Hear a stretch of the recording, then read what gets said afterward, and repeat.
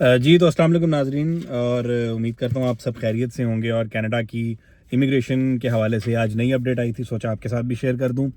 Canada में जो study permit के हवाले से बहुत ज़्यादा बात की जा रही थी कि अब कैप लगाया जाएगा और स्टडी परमिट मज़ीद इशू नहीं किए जाएंगे। और जिस तरह से पिछले 5 साल में या 10 साल में जो स्टडी परमिट इशू हुए उसके ऊपर एक स्पेशल कैप लगाया जाएगा, तो उसको आज वाजे कर दिया गया है। IRCC की जानिब से आज अनाउंसमेंट कर दी गई है कि 2025 के लिए 4,37,000 स्टडी परमिट्स का कैप लगा दिया गया है।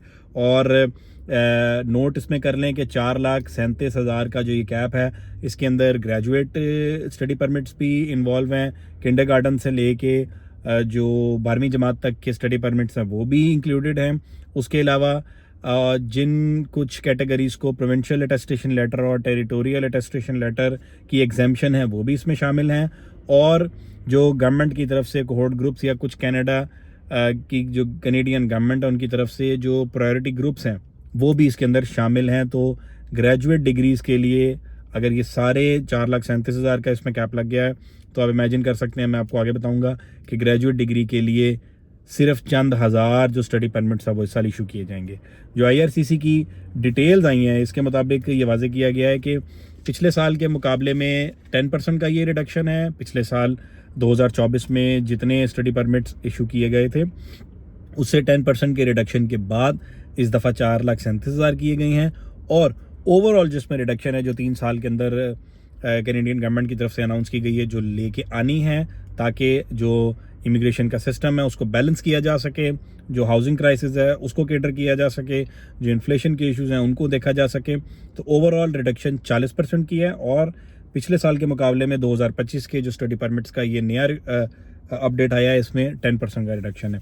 अच्छा, इसमें जो स्टडी परमिट के जितने भी एप्लीकेंट्स हैं ज़्यादातर लोगों को के ऊपर ये वाजे कर दिया गया है और लाजमी करार दे दिया गया है कि आप प्रोविंशियल अटेस्टेशन लेटर PAL या टेरिटोरियल अटेस्टेशन लेटर जिसका भी आप पर इतलाक होता है ये आप लाजमी जमा करवाएंगे। ये जो स्टडी परमिट्स हैं बेसिकली इनको डिवाइड किया जाता है प्रोविंसेस के ऊपर। हर प्रोविंस को उसका एक सेट कोटा बता दिया गया है कि आपके पास इतना कोटा मौजूद है, आप इतने ही जो प्रोविंशियल अटेस्टेशन और टेरिटोरियल अटेस्टेशन लेटर है वो जारी कर सकते हैं, ताकि सेंट्रल गवर्नमेंट को पता हो कि कौन से सूबे में कितना कोटा दिया गया था और कितनी एप्लीकेशंस आई हैं और कितने कोटे के अगेंस्ट इन एप्लीकेशंस पर हमने स्टडी परमिट्स को इशू करना है। तो इसमें जैसे कहते हैं कि स्मूथनेस को इंश्योर करने के लिए और इस चीज़ को इंश्योर करने के लिए कि जितने स्टडी परमिट्स इशू किए गए हैं वो प्रोविंसेस को पता हो कि वो कितने हैं और सेंट्रल गवर्नमेंट को भी पता हो वो कितने हैं, तो इसके लिए ये प्रोविंशियल अटेस्टेशन लेटर लाजमी करार दे दिया गया है। साथ ही साथ एक नई चीज़ इसमें ये डाली गई है कि पहले ये ग्रेजुएट डिग्रीज तक था कि आपको प्रोविंशियल अटेस्टेशन लेटर और टेरिटोरियल अटेस्टेशन लेटर लाजमी जमा करवाना पड़ता था, लेकिन आज की बात की जो अनाउंसमेंट है उसके बाद मास्टर्स डिग्री और जो डॉक्टोरल डिग्रीज़ हैं उसके अंदर भी ये PAL और आपका जो TAL है वो जमा करवाना लाजमी करार दे दिया गया है। साथ ही साथ ये बताया गया है कि क्योंकि ये स्टूडेंट्स पहले से कनाडा के अंदर मौजूद हैं जो स्टडी परमिट्स जिनको इशू होने हैं, तो इसलिए ये इनके ऊपर इतलाक स्पेशली किया गया है कि ये अपने टेरिटोरियल जो लेटर्स है वो जमा करवाएं। अब जो सबसे इंपॉर्टेंट चीज़ है वो है ये study permit breakdown. Graduate degrees जो कनाडा के अंदर स्टूडेंट्स करना चाह रहे हैं उसमें ग्रेजुएट डिग्रीज को सिर्फ और सिर्फ 73,282 के स्टडी परमिट्स मिलेंगे। जो किंडरगार्टन से लेके 12वीं जमात के स्टूडेंट्स हैं जिनको प्रोविंशियल अटेस्टेशन लेटर और टेरिटोरियल अटेस्टेशन लेटर की एग्जाम्पशन है वो है 72,200, जबकि ऑल अदर कैटेगरी के जो PAL और TAP हैं जिनकी एग्जाम्पशंस की गई है वो 48,524। और स्टडी परमिट जो कोहोर्ट ग्रुप्स और कनाडा की जो कैनेडियन गवर्नमेंट है उनकी तरफ से कुछ सपोर्ट ग्रुप्स होते हैं और कोहोर्ट ग्रुप्स होते हैं उनके लिए 24,299 स्टडी परमिट्स का ब्रेकडाउन दिया गया है। तो ये टोटल 4,37,000 और जो ग्रेजुएट डिग्रीज हैं इनके अंदर सिर्फ और सिर्फ 73,282 जो स्टडी परमिट्स हैं उसकी एक्सटेंशन जो स्टडी परमिट्स हैं वो इनको मिलेंगे।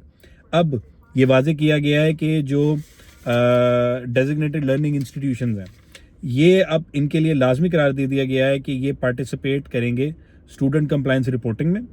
साथ ही साथ जो लेटर ऑफ एक्सेप्टेंस है और उसका वेरिफिकेशन प्रोसेस है ये सारा रिकॉर्ड सेंट्रल गवर्नमेंट को और वाया प्रोविंशियल गवर्नमेंट्स ये सेंट्रल गवर्नमेंट को मिलेगा, ताकि पता लग सके कि किस किस स्टूडेंट को स्टडी परमिट मिला और उसने उसको अटेन किया, और उसके बाद उसकी कंप्लाइंस कितनी हुई, उस ऑर्डर के ऊपर कितना अमल दरामद हुआ, स्टूडेंट्स आए या नहीं आए, इसके ऊपर भी काम किया जा सके। क्योंकि पिछले दिनों ये बात मंजर यहाँ पे आई थी कि कई ऐसे स्टूडेंट्स हैं जिन्होंने स्टडी परमिट लिए लेकिन वो कभी कॉलेजेस में गए ही नहीं। इसके बाद से ही जो सेंट्रल गवर्नमेंट है उनकी तरफ से बहुत सख्ती की गई है और ये कहा गया है कि ये किसी सूरत भी काबिल कबूल नहीं है और आइंदा इस तरह किसी को भी स्पेस नहीं दी जाएगी कि वो अपना स्टडी परमिट ले ले और वो कभी कॉलेज की तरफ जाए ही ना। तो इसलिए ये वाजे कर दिया गया है कि जो डेजिग्नेटेड लर्निंग इंस्टीट्यूशंस हैं और प्रोविंसेस हैं और टेरिटरीज हैं ये बताएंगी कि इस पे कंप्लाइंस क्या हुई।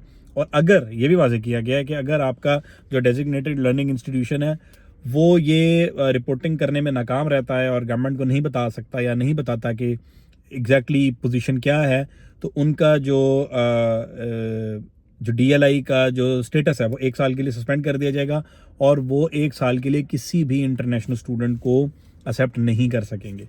अब जो प्रोविंशियल हिसाब से जो जारी किए गए हैं जो कोटाज, इसमें मैं सारे प्रोविंसेस का नाम भी देता हूँ ताकि सुनने वाले अगर किसी प्रोविंस में मौजूद हो तो उनको पता हो। एल्बर्टा है, ब्रिटिश कोलंबिया है, मैनिटोबा है, न्यू ब्रंसविक है, न्यू फाउंडलैंड एंड लैब्राडोर है। इसके अलावा नॉर्थ वेस्टर्न टेरिटरीज हैं, नोवा स्कॉशिया है, नूनावेट है, ऑन्टेरियो है, प्रिंस एडवर्ड आइलैंड्स है, क्यूबेक है, सस्कैचुअन है और यूकॉन है। प्रोविंसेस के हिसाब से एलोकेशन बाकायदा तौर पे कर दी गई है। आईआरसीसी ने अपनी वेबसाइट पे भी इसका ब्रेकडाउन दे दिया है।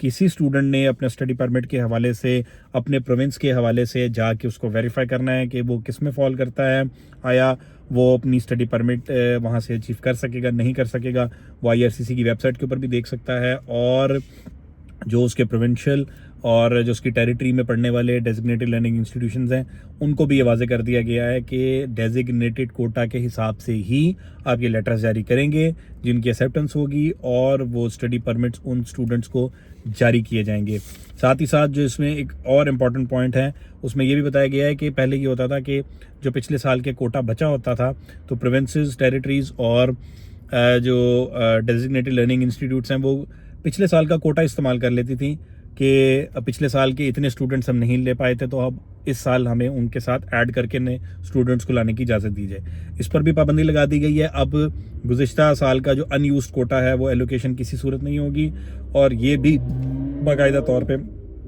आईआरसीसी की तरफ से वाजे कर दिया गया है ताकि जो मैस इमिग्रेशन का इशू है, जो बहुत ज़्यादा स्टूडेंट्स और ओवर इमिग्रेशन का कनाडा के अंदर एक इशू चल रहा है, उसको कैटर किया जा सके। उम्मीद करता हूँ कि आपको ये सारी इन्फॉर्मेशन यूज़फुल लगी होगी। मुझे इजाज़त दीजिए। अल्लाह हाफ़िज़।